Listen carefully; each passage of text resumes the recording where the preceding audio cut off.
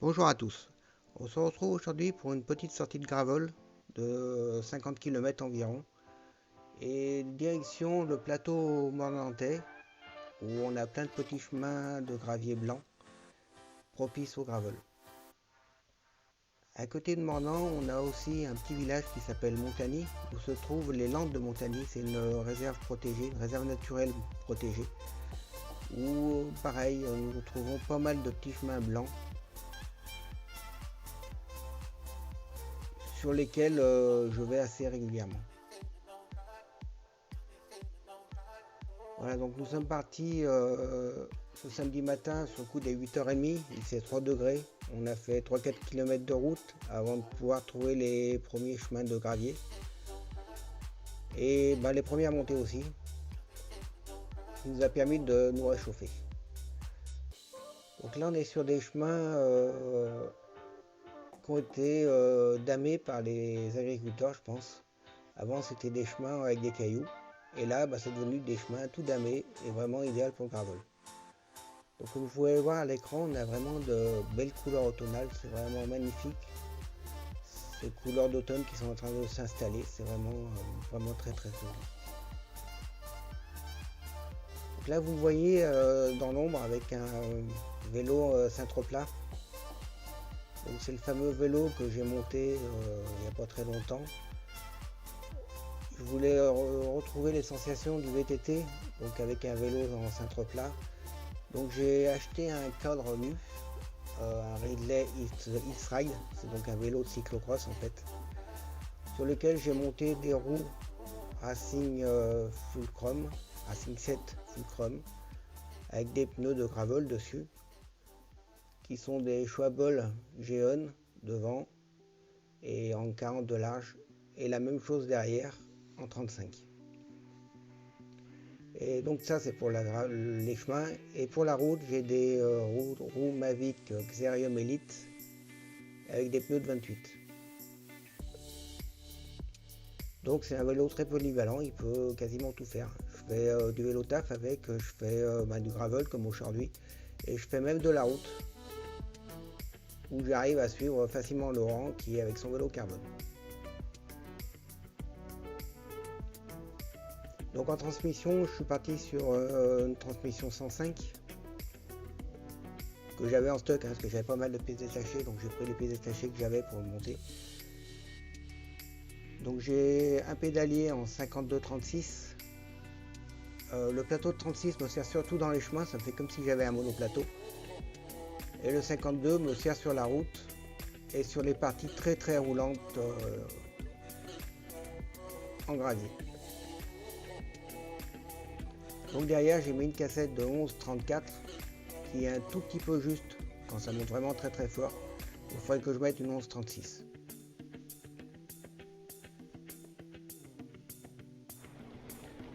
On fait comme ça. Allez, Laurent avec son nouveau cintre. Ça va aussi bien, lui. Un cintre gravel que j'ai monté hier soir. Un SP. Et ça va très bien. La preuve, hein. Bonheur. Excellent. Confortable.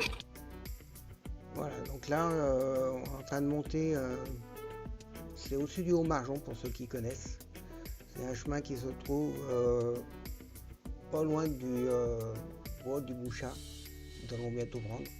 C'est un chemin qui est assez technique, donc si vous ne vous sentez pas à l'aise en voulant suivre la trace que je vous mettrai dans la description, vous pouvez très bien couper par la route qui se trouve juste en dessous à gauche. Voilà, donc c'est la partie montante du chemin que je vous disais qui est assez technique et un petit peu cassante.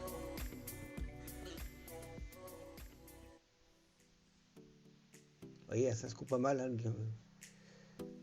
Donc là, on est dans le bois Bouchat. Donc c'est pareil, hein, c'est une zone qui est très très technique. Et si vous ne vous sentez pas passer à cet endroit avec un vélo de gravel, vous pouvez très bien prendre la route qui vous amènera exactement au même point, c'est-à-dire la chapelle Saint-Vincent.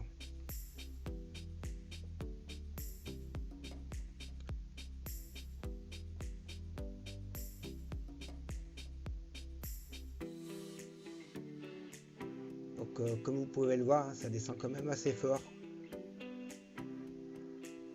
Ça secoue quand même pas mal.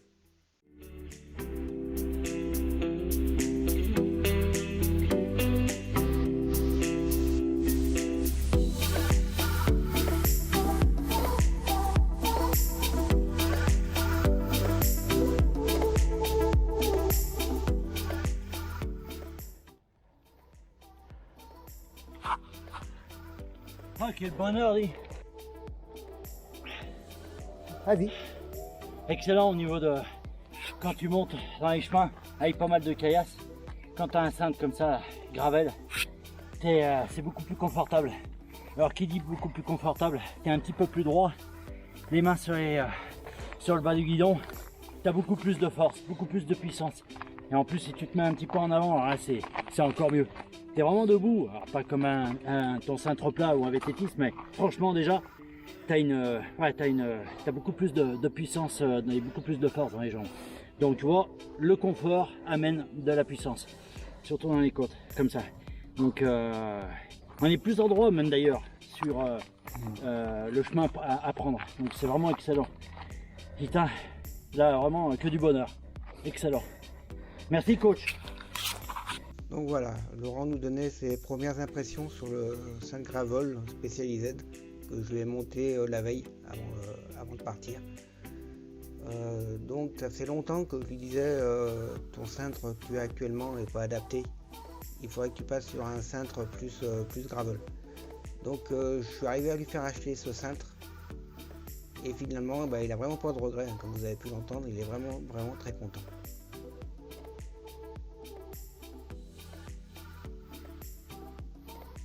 Donc là vous voyez encore une descente qu'il faudra vraiment éviter si vous n'êtes pas à l'aise dans les descentes avec un vélo comme on a nous là, les graveleux. Parce que c'est vraiment une descente de VTTiste. Là je commence à retrouver toutes mes sensations de VTTiste. Et on voit pas sur l'écran, mais à des endroits il y a des rochers qui forment des sortes de petites marches. Et je les saute carrément avec mon vélo complètement rigide, avec une fourche rigide. Et du coup, il y a un moment où je me dis, Eric, il faut que tu te calmes parce que tu vas finir dans le décor. Donc vous allez voir, on a trouvé un petit endroit où il y a un petit dévers et on s'est amusé à le prendre avec Laurent. Donc là, c'est moi. Hein. Hop, voilà. Et là, c'est Laurent. Toujours les mains en bas du guidon, son fameux guidon.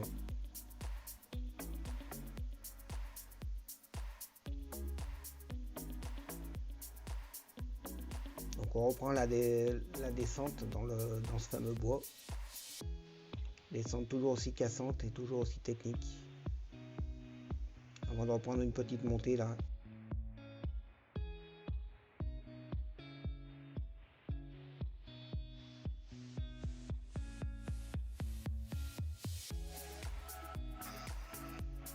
Voilà, donc là nous arrivons sur la table d'orientation qui se trouve à côté de la chapelle de Saint-Vincent. Donc cette table d'orientation, ça nous permet de voir tout le Beaujolais, toutes les montagnes du Beaujolais, toutes les montagnes du Mont du Lyonnais, et ainsi que tout le Mont d'Or, la chaîne des Alpes. Et quand il fait vraiment beau, que le ciel est dégagé, que tout est dégagé comme il faut, qu'il n'y a pas de brume, nous arrivons à voir le Mont Blanc. Donc là, quand on continue à tourner, nous allons pouvoir voir le Pilat, toute la chaîne du Pilat aussi. Voilà. Donc là, on tourne quasiment à 360 degrés sur nous-mêmes, et on voit vraiment tous les massifs. Voilà, donc là, nous arrivons à la chapelle Saint-Vincent. Donc c'est une chapelle qui est très prisée par tous les randonneurs, par tous les gens qui font du vélo. Même les routiers montent voir la chapelle. Il n'y a pas que les VTTistes et les graveleux, il y a aussi les routiers qui montent là-bas. Donc je vous ai filmé le descriptif de la chapelle. Donc je vous laisse lire tout ça.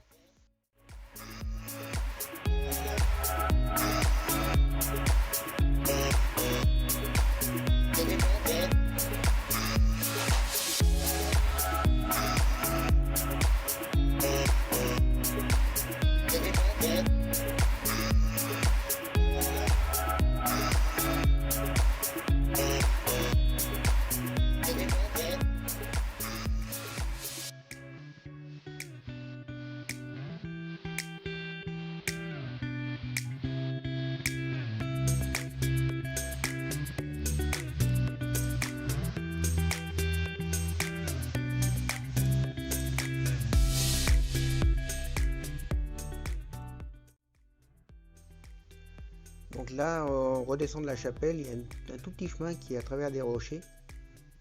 Rien d'insurmontable, hein, rassurez-vous.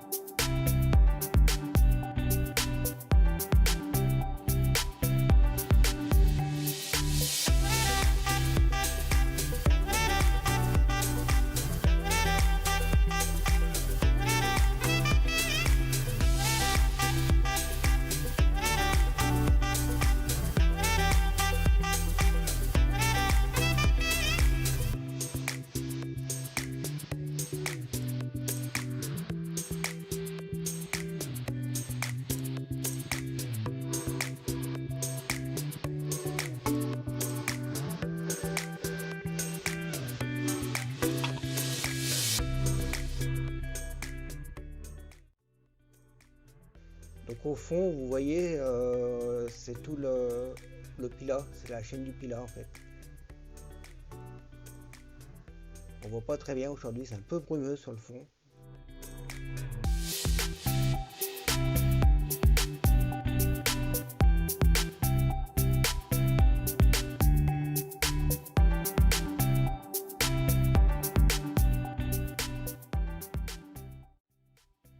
Vous voyez, ça, on est sur le plateau de Mornantais. Ah, donc là, une petite explication. Là, vous voyez Laurent tout à fait au fond qui fait des gestes. Hein. Donc, il fait des gestes parce qu'on a l'habitude de se faire des petits sprints, des petites accélérations. Et pour une fois, il est arrivé à me battre. Donc, il montre sa joie.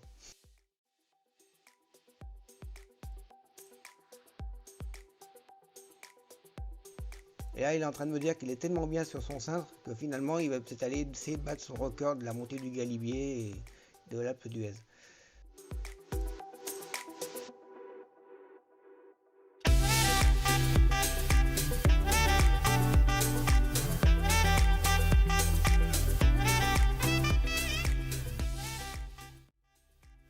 Donc là, on arrive sur une portion de chemin qui était avant un chemin en herbe en fait. On avait juste une monotrace au milieu. Nous permettait de passer de mettre les roues dessus. Et là, ils ont fait un beau chemin en gravier qui, j'espère, va rester comme ça et ils vont pas avoir l'idée de mettre du goudron, ce qui serait vraiment dommage.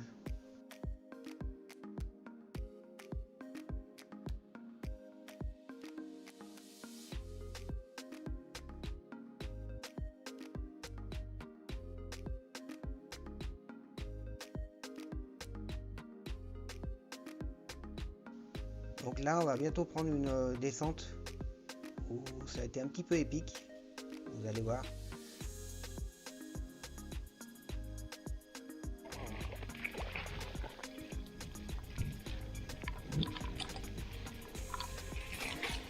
Ouais, bon d'accord. Oh, Ah ouais. viens pas là. Ah bah non. Bah, je te rassure, moi non plus. Hein. C'est vrai comme ça, t'es rassuré?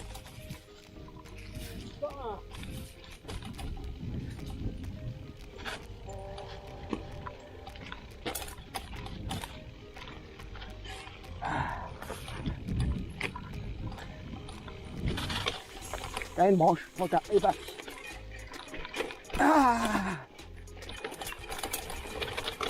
tiens, il m'a filé sa branche.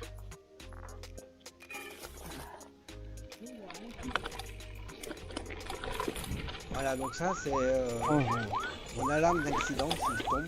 C'est l'alarme qui se déclenche, c'est son Garmin avec le Edge 530.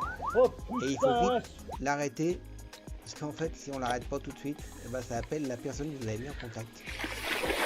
C'est vraiment très efficace, hein, parce que là, ça déclenche peut-être même un petit peu trop facilement d'ailleurs. Ah, oui, ça passe.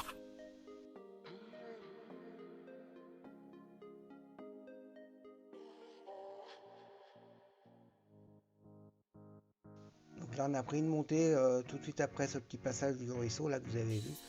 Une montée qui était quand même assez dure, assez technique, avec des beaux rochers. Donc si vous avez l'idée et l'envie de faire le parcours, sachez que ça, vous pouvez le monter à pied assez facilement. Elle n'est pas bien longue.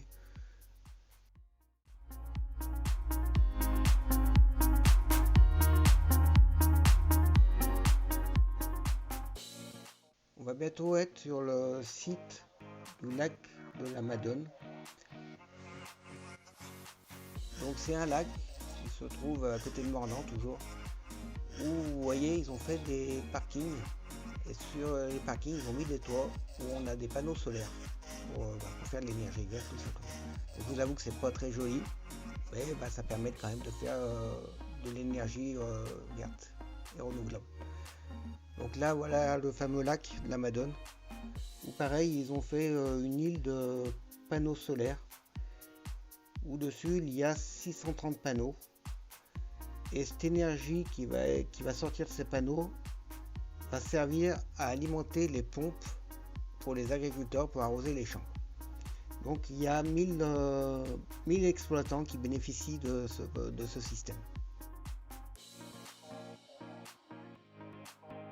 Donc là on a pris des chemins qui sont toujours dans le site du lac et qui nous permettent de faire le tour du lac de la Madone.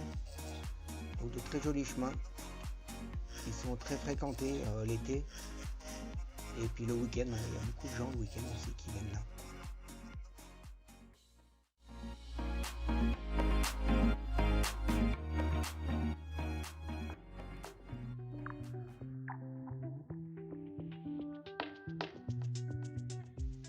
Ah, donc on est toujours autour du lac, hein. Donc ça fait une belle promenade, hein, si vous voulez faire le tour du lac. Ça fait une balade sympa quand même.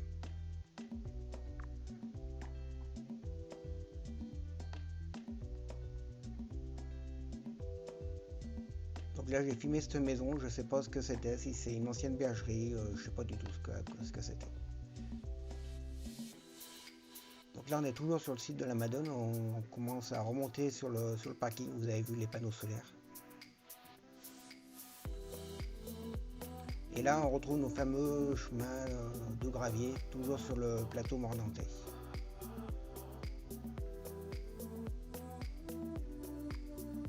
Donc on fait quand même un petit peu de route de temps en temps, hein. Donc j'essaye au maximum quand je fais la trace d'éviter toutes les routes à grande circulation, pour me retrouver sur des petites routes comme vous avez vu là où il n'y a quasiment pas de voiture.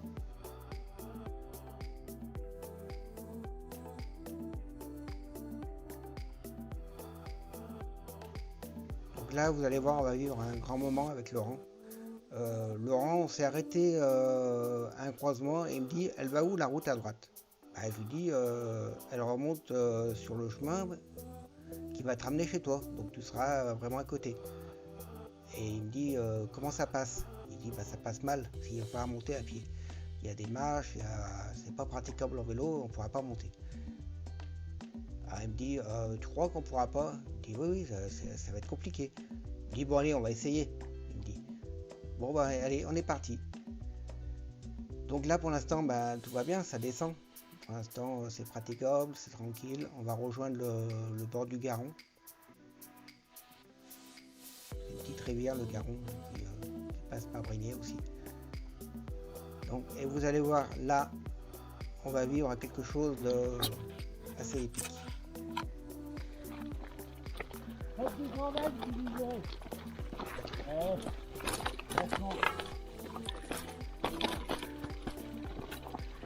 Pourquoi, c'est pas bien le gravel? Non, c'est pas bien, pas comme ça. Ah. Regarde, tu fais des steps en même temps, tu as les marches à passer et tout. Ouais. C'est bien, non? C'est pas comme si j'étais fatigué par exemple. En fait, c'est pour faire fonctionner d'autres muscles de ton cœur. Tu vois les bras, tout ça là, comme ça ils fonctionnent. Donc voilà, c'est la fin de la vidéo après ce grand moment. Donc si vous avez aimé, un petit pouce en l'air. Et si vous voulez continuer à me suivre, abonnez-vous en espérant que la vidéo vous a plu. Allez, à bientôt.